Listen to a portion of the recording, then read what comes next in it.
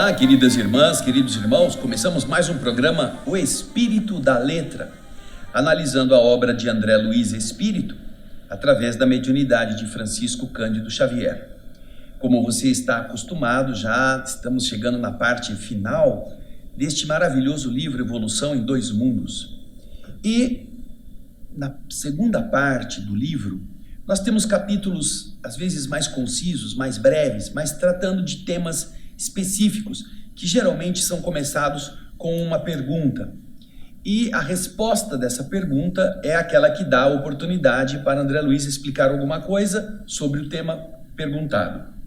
Nós estamos vendo já alguns programas, desde o capítulo 8º, assuntos ligados a uniões afetivas. Matrimônio e divórcio foi o capítulo 8. Depois tivemos a separação entre cônjuges espirituais. Depois tivemos, no programa da semana passada, disciplina afetiva. E nesta mesma sequência, nós vamos hoje também abordar um capítulo 11º que fala de algo interessante a esse respeito. Porém, para que a gente possa fazer este comentário, nós iremos recorrer a alguns dos livros que nós já fizemos no nosso programa. Você já viu que no capítulo 8º nós comentamos aquela situação de convivência mútua entre o Tobias e duas das suas companheiras. Aquela que foi a Hilda, foi a primeira companheira de coração mesmo, de afetividade, em harmonia com a de Tobias, e a segunda, Luciana, que substituiu, no caso em uma segunda núpcia, a esposa inicial, né, que morreu antes do próprio Tobias. Nós comentamos isso. Hoje vamos falar um pouquinho novamente dessa situação. Porém, vamos nos lembrar, neste capítulo 11º, de um fato acontecido no livro Libertação. É muito interessante esta obra. Você que está em casa, procure anotar as referências que nós estamos dando a você, porque você vai poder encontrar nos livros que nós já fizemos, e Libertação é um dos maravilhosos livros que nós já pudemos comentar aqui, estas passagens que vão ilustrar aquilo que hoje o capítulo Evolução em Dois Mundos vai nos explicar. Você então, olha, dá uma olhadinha aí na sua coleção de textos, de anotações e realce lá. Hoje André Luiz falou, o André Luiz não espírito, né? O apresentador André Luiz falou sobre o livro Libertação. O livro Libertação, ele tem um capítulo que é o que nós vamos utilizar hoje, que é o capítulo 11º do livro Libertação. Aliás, capítulo 10º. Em aprendizado. Olha que interessante. O Gabriel e a Margarida, eles estão na Terra sofrendo obsessões, principalmente a moça, de um grupo de espíritos que deseja produzir a desagregação física. Ela está sob o assédio de mais de 60 entidades perturbadoras, entre as quais há mais ou menos uns 15 espíritos ovoides atrelados ao seu sistema neuronal, a da Margarida. Quem toma conta disso é o Saldanha, um espírito que tem uma ligação com Gregório, que é o sacerdote, aquele que está lá na cidade estranha, que André Luiz descreve também neste livro. E Saldanha é o seu pau-mandado, é o seu empregado, é o seu capataz, que está na casa física deste casal Gabriel e Margarida. Então, nesse processo de adoecimento constante, que nada dá resultado, nenhum tratamento ajuda, nós vamos encontrar um médico que, analisando o caso da Margarida, depois da medicação e a coisa não melhorar, ele sugere ao Gabriel, o esposo da Margarida, que procure alguma coisa desses negócios de espiritismo, sabe? Espiritismo. A gente não conhece muito, mas dizem que pode ajudar. Ele dá uma sugestão. É um homem bem intencionado, é um homem com um bom caráter, um médico, que está dizendo, olha, eu já ouvi dizer que em alguns casos como este, no espiritismo, as pessoas puderem encontrar uma resposta ou uma ajuda, também não custa tentar. Ele sugere, então, isso ao Gabriel.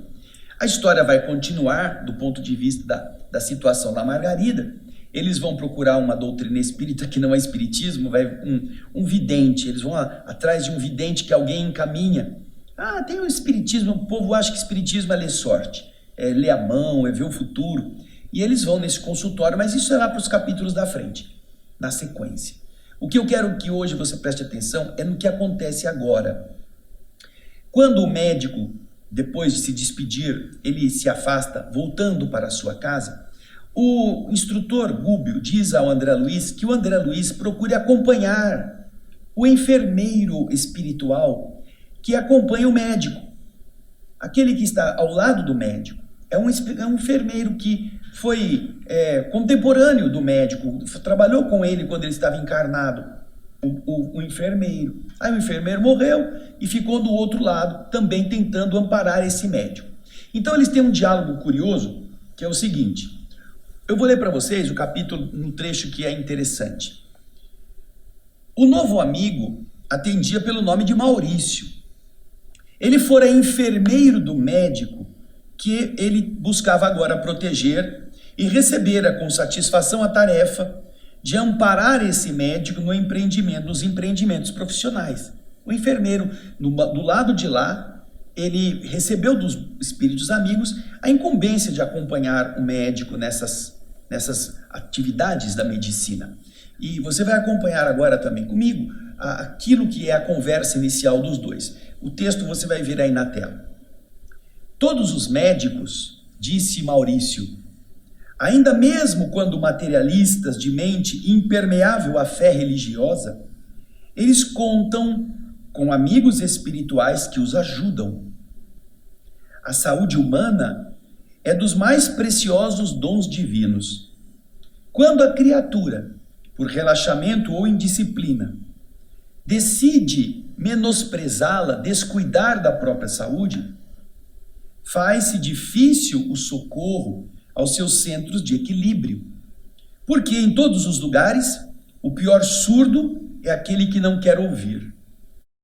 Todavia, por parte de quantos ajudam a marcha humana, da esfera espiritual, há sempre medidas de proteção à harmonia orgânica, para que a saúde das criaturas não seja prejudicada. Claro que há erros tremendos em medicina e que não podemos evitar. Nossa colaboração não pode ultrapassar o campo receptivo daquele que se interessa pela cura alheia ou pelo próprio reajustamento. Entretanto, realizamos sempre em favor da saúde geral tudo quanto nos é possível, disse o Maurício.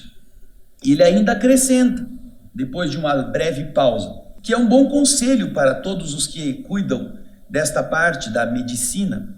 Ele diz o seguinte: se os médicos orassem. Se eles orassem. É uma frase como que um lamento, que isso ajudaria muito esses espíritos, porque mesmo os médicos materialistas recebem amparo. Daí, enquanto conversavam, eles estavam acompanhando o médico que estava voltando para a sua casa. E eles chegaram na residência, a residência do médico. Veja como ele descreve a residência. A residência confortável, apesar do formoso jardim que a circundava, ela se apresentava transbordante de fluidos desagradáveis. O envolvimento vibratório daquela moradia não era bom. O clima doméstico era perturbador. Maurício explicou sem demora. Aqui é o que nós estamos querendo que você pense no programa de hoje. Ele diz o seguinte: estamos sumamente interessados em que o nosso amigo, o médico, se enfronhe, se aprofunde no tratamento com as magnas questões da alma, a fim de aperfeiçoar-se na tarefa junto à mente doente. Por isso encaminhamos até aqui, por vias indiretas, livros e publicações acerca do assunto. Eles fazem chegar ao médico aquilo que pode ajudar o médico a ter uma luz a respeito do tratamento que ele possa aplicar, não apenas com química, mas com outras opções, no caso da própria Margarida. Entretanto, continua o texto, contra o nosso desejo, não somente preponderam os preconceitos da classe médica, mas também a influência perniciosa que a segunda esposa exerce sobre ele. Ele não era viúvo, André? Porém, ele resolveu juntar os trapinhos com a outra. E esta outra tem uma influência nociva, perniciosa sobre o homem. E por quê? Por que ele fez isso? Ele vai explicar aqui, dá uma olhadinha nisso. Homem inteligente, mas muitíssimo ligado à remuneração dos sentidos, muito interessado no sexo, o nosso amigo não suportou a viuvez e casou há 5 anos com uma jovem, ou seja, ele já é maduro e casou-se com uma jovem, que lhe cobra, que lhe exige pesado tributo à maturidade respeitável. Ela deseja que o homem tenha a virilidade do jovem, para que ela se sinta satisfeita. E, obviamente, o velho ou o idoso, ou este homem mais maduro, tem que se esforçar para que isso aconteça. Porém, diz o Maurício, além disso, acontece que a esse problema se acrescenta uma questão muito grave. A primeira esposa, desencarnada, deixou 2 filhos e ela permanece ligada a esta casa, que considera sua propriedade exclusiva. Por mais que o nosso trabalho se acentue, ainda não conseguimos retirá-la com proveito da casa, porque o pensamento dos filhos, em conflito com o pai e com a madrasta, lhe invoca a atuação de minuto a minuto. O duelo mental nesta casa é enorme. Ninguém cede, ninguém desculpa. E o combate espiritual permanente transforma o recinto numa arena de trevas. Então aqui nós já estamos começando a perceber como o estado mental de alguém que já estando mais amadurecido e que podendo com a sua inteligência dedicar-se a coisas mais elevadas, por ele estar com a mente presa àquelas sensações físicas que já tiveram o seu tempo, já foram mais intensas com os hormônios em efervescência na fase adulta, na fase jovem, e que agora já estão em decadência, ele se vê como que compelido para mostrar-se um homem ainda viril, um homem que dá uma satisfação aos outros de que ele tem essa competência da virilidade como se fosse jovem, a desposar uma jovem. Alguém que vai exigir uma rotina, que vai exigir desse senhor, dessa alma generosa, mas ainda imatura nesse aspecto, uma ocupação mental que desgastará muito aquilo que ele poderia estar produzindo. Por quê? Porque além disso, com a inserção de uma terceira pessoa no ambiente da família, a viúva, o espírito da primeira esposa, não é? Agora não aceita, a casa é dela, o filho é dela, os filhos são dela. Então ela atua sobre os rapazes, que também não toleram a madrasta, e atua sobre o marido. E os filhos então são ferramentas de agressão neste circo dos horrores que a casa se transformou. Aí ele vai continuar a explicar o seguinte, acompanhe o texto. O informante Maurício se calou enquanto nós entrávamos. E eu pude notar que, efetivamente, a ex-dona da casa, sem o corpo físico, em uma singular posição de revolta, ali se achava abraçada a um dos filhos, um moço de seus 18 anos, que fumava nervosamente numa espreguiçadeira. Via-se a sua condição de vaso receptivo da sublevada mente materna, da revoltada mente da mãe. O filho assimilava aquilo que a mãe ou induzia ou intuía com a revolta que ela tinha contra a situação agora de uma intrusa dentro da sua casa. Fios muito tênues de força magnética ligavam o rapaz à mãezinha infeliz. E então, Maurício, coitado, né? O enfermeiro que está tentando ajudar o médico, disse para o André: eu tenho trabalhado tanto quanto me é possível, disse o Maurício, a fim de ambientar aqui o espiritualismo de ordem superior. Porém, nós nos achamos num campo absolutamente refratário. Nenhum deles abre a mente para qualquer modificação. Daí, o médico entrou em casa.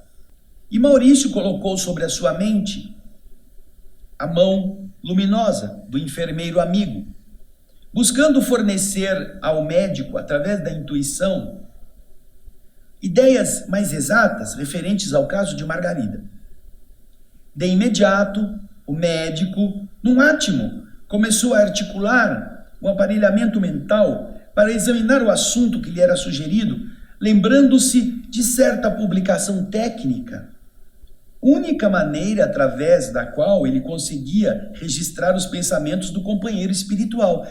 Eu já li alguma coisa sobre um caso assim, que era aquilo que o Maurício estava tentando transmitir para o médico. Porém, diz André Luiz, esse esforço não durou muito tempo. Logo, o filho atacou o pai, o filho do médico, atacou o pai com recriminações ácidas, em vista de ter demorado muito para chegar para o almoço. E desse momento em diante, o médico rompeu a ligação mental que tinha com o enfermeiro que estava ajudando. Mas ele continua, o Maurício continua, depois de ver toda essa confusão, continua dizendo: é sempre assim, André. Muito difícil aproximarmos-nos, na esfera física, daqueles a quem nos propomos ajudar. Surgem oportunidades valiosas de realização espiritual, como está acontecendo agora, diante do problema de Margarida. No entanto, nossas tentativas redundam em rematada frustração.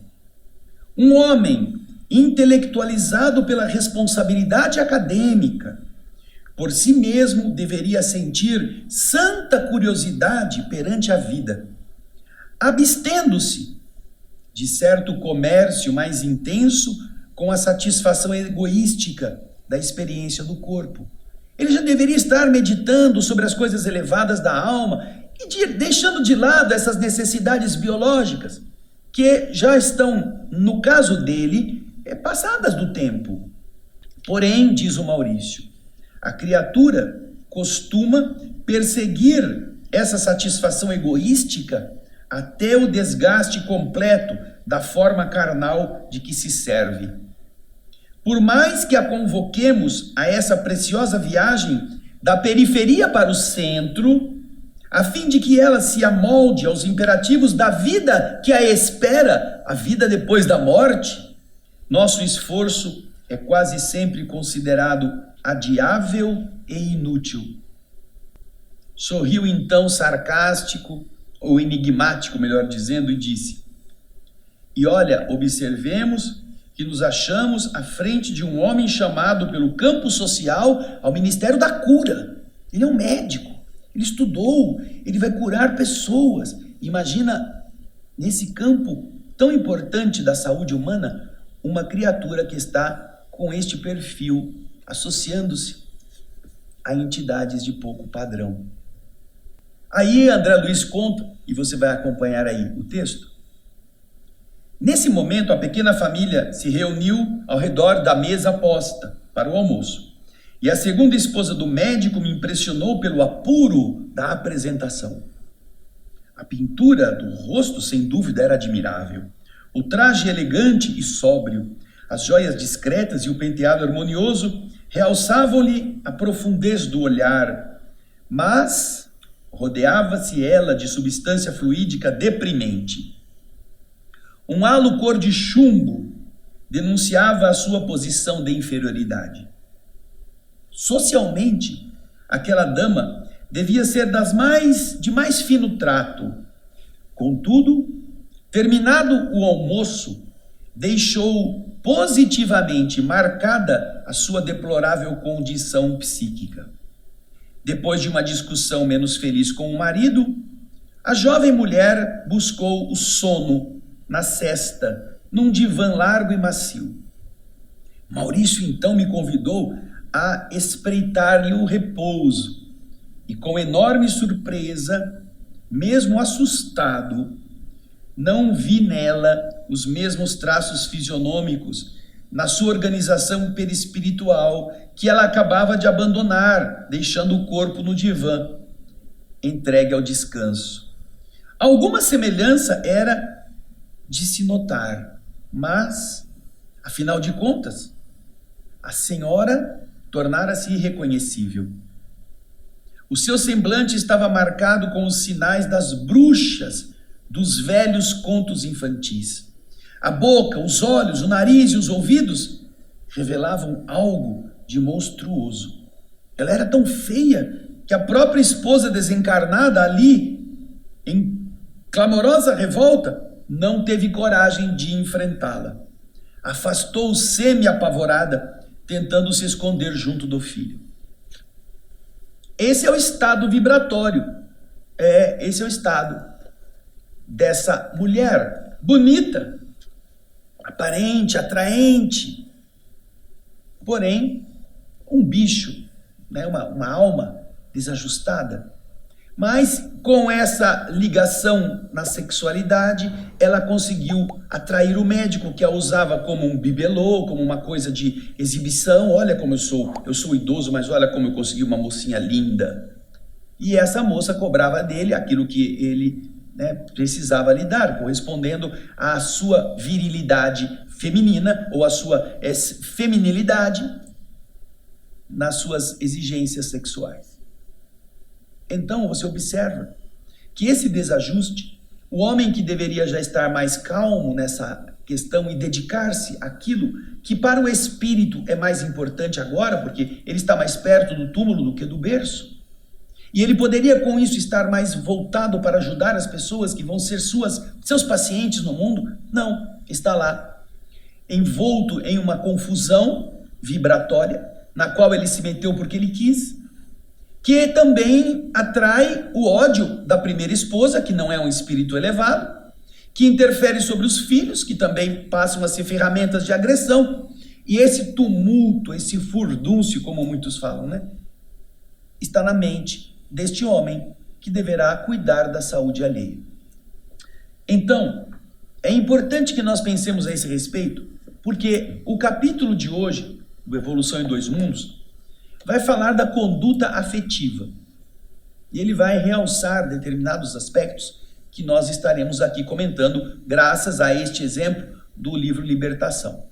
Você acompanhará comigo, nós não vamos fazer aquele resumo que fizemos até então, porque os capítulos são curtos e dá para a gente poder esmiuçar bem o seu significado sem precisarmos resumi-lo. Vamos então ao livro Evolução em Dois Mundos, no livro original, o texto original, o capítulo é o 11º, Conduta Afetiva. Acompanhe comigo. Veja a pergunta. Qual é a conduta afetiva entre almas enobrecidas? Enobrecidas são aquelas que já são mais elevadas. Como eles conduzem a relação afetiva? Aí vem a resposta que André Luiz nos dá. Quanto mais elevado é o grau de aprimoramento da alma, mais ela reclamará espontaneamente de si mesma a necessária disciplina das energias do mundo afetivo, o necessário controle daquilo que envolve o sentimento. Somente gastando-as, essas energias, no circuito de forças em que se completa com a alma a que se encontra consorciada, com a qual ela está ligada. Então, ela terá uma companhia, seja ela homem ou mulher, e esta companhia será aquela com quem vai compartilhar isto. E é o que ele está falando aí. Ele vai, quanto mais elevado é o espírito, ele vai dedicar-se a estar se envolvendo com alguém que corresponda também ao mesmo padrão. Por quê? Porque há uma troca, nós já vimos isso nos capítulos anteriores, é um alimento que você dá e que você recebe. Então, estas almas se associam desta forma e se sentem assim, abastecidas uma pela outra. Ou então, voltando ao texto, ou então, elas se utilizarão desses recursos energéticos em serviço nobre, através do qual realizem a evasão, a utilização das cargas magnéticas de seus impulsos sexuais ou impulsos genésicos, são as suas forças sexuais, vai usar esta carga de energia transferindo-as para o trabalho em que se lhe projetam a sensibilidade e a inteligência. Então, há casais que ao invés de se permitirem a convivência, não que isso seja ruim, mas que para eles já não é tão intenso, já não é tão necessário, a convivência, a troca da sexualidade, eles canalizam os interesses, essa força que ainda existe, na realização de coisas boas, na sensibilidade, na inteligência com que eles vão atuar para transferir isto para o trabalho. E este amor, que não é mais apenas carnal, é um amor de ideal. Elas então usaram essas forças para o benefício da coletividade. Elas realizarão obras benemerentes, elas se empenharão em projetos da sensibilidade, em projetos para erguer, elevar, alavancar os caráteres daqueles que estão ainda carentes e precisam de uma orientação. Agora, naturalmente, ninguém aqui, André Luiz, não está dizendo isso, que estes seres já não precisam mais do intercâmbio, da troca da sexualidade entre si. Porém, aos que eu conheço alguns casos em que isso é assim, eles já estão mais ligados às coisas do espírito, que não se faz mais tão imprescindível a troca hormonal entre eles. Acontece, às vezes é o carinho, é pegar na mão, é dar um beijo, é dormir abraçado. E isto os abastece. E porque eles estão unidos no mesmo objetivo, imagina que você vai fazer um acampamento. Um acampamento. Você convida alguém para ir no seu acampamento.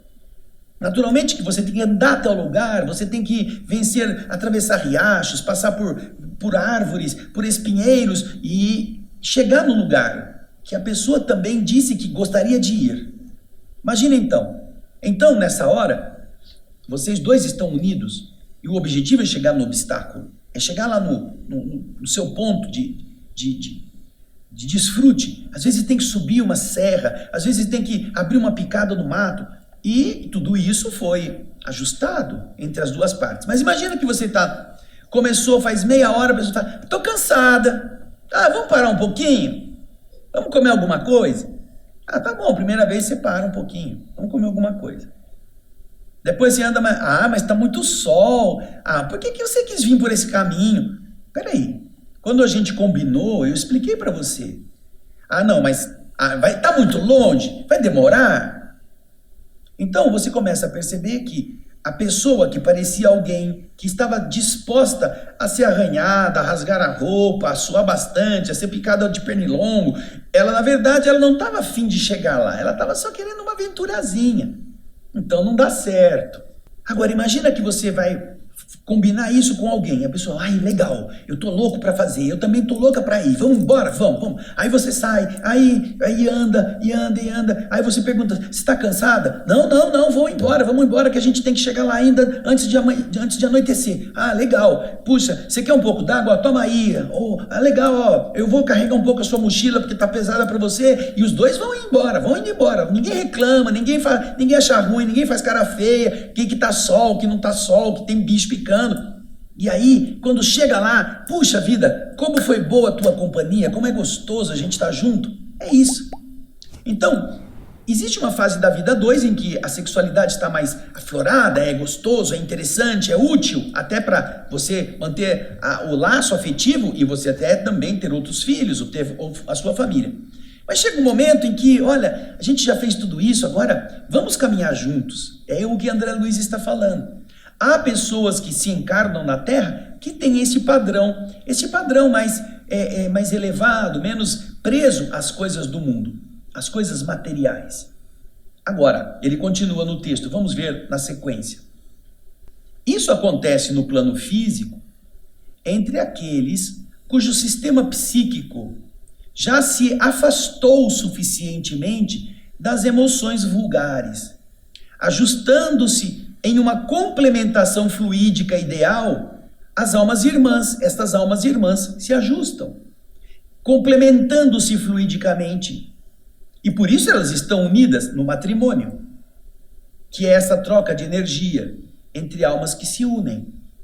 Agora, quando acontece a interrupção da aliança física na esfera carnal, pela ocorrência da morte, o homem ou a mulher, dedicados à sua própria sublimação, se associam quase sempre à companheira ou ao companheiro levados à viuvez. O espírito que foi para o outro lado, quando ele está buscando essa elevação, dedicado à sua sublimação, eles se tornam amigos, companheiros daqueles que estão na terra em estado de viuvez, construindo associações, simbioses de ação, seja no amparo aos filhos, ainda necessitados de assistência, ou na extensão de obras edificantes, porque os espíritos que verdadeiramente se amam desconhecem o que seja abandono ou esquecimento.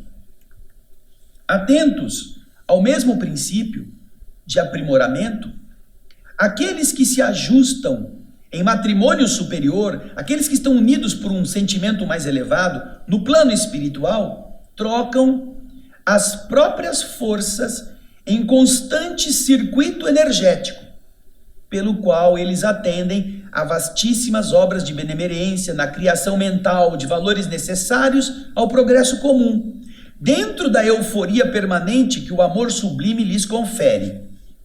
E, ao faltar a companhia por intermédio da qual eles se integram nesses mais altos ideais de burilamento, de beleza, eles mobilizam as próprias cargas magnéticas criadoras em serviço à coletividade, com essa atitude, fazendo com que eles se elevem mais intensamente na escala da sublimação moral. Ou então, o que é mais frequente acontecer, eles buscam esquecer a si mesmos, as próprias possibilidades de maior elevação, solicitando posições apagadas e humildes ao pé daqueles a quem se devotam, a fim de ajudá-los na execução das tarefas que lhe foram assinaladas ou no pagamento das dívidas com que eles ainda se oneram perante a lei.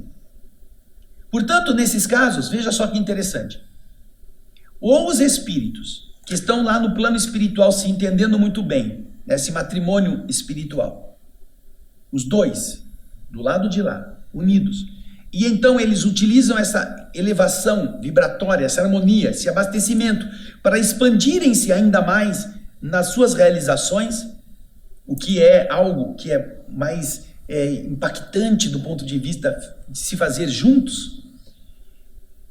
Ou então, quando um deles tem que voltar à vida física na reencarnação, o outro que ficou, não importa se é homem ou se é mulher, ele pode fazer duas coisas, que é o que geralmente ele está dizendo aqui.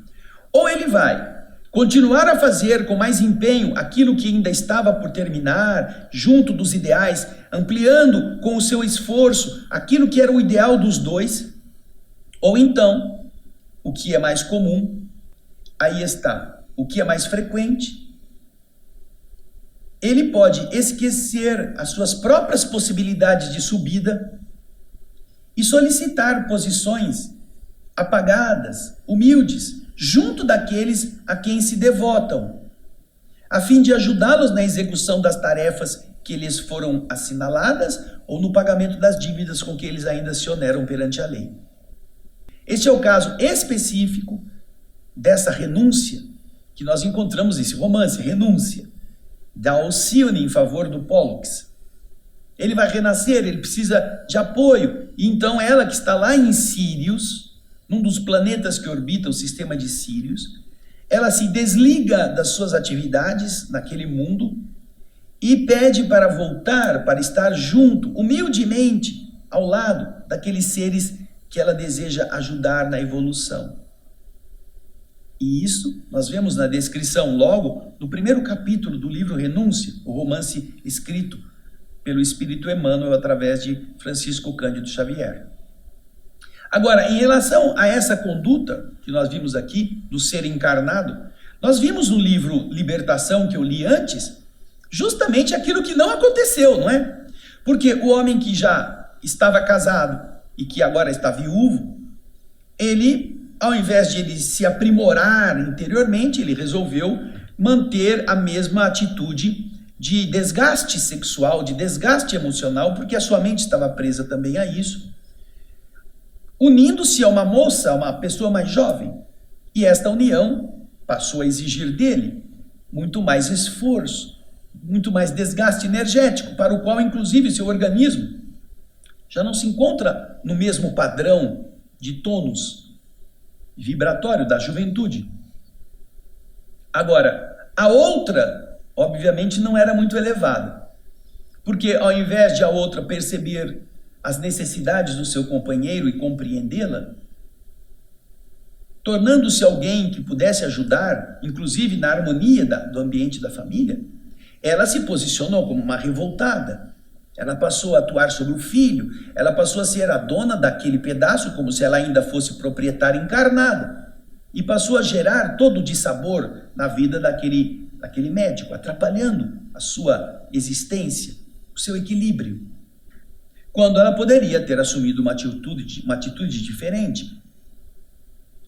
Então você percebe que essa conduta afetiva demonstra a fragilidade tanto do marido quanto daquela que morreu.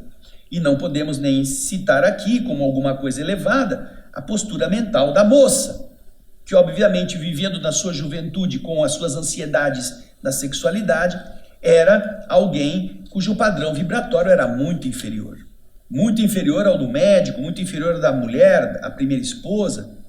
Apesar de ser uma casca bonita, é aquela história, né? Por fora, bela viola, por dentro, pão bolorento. E era o que era a moça.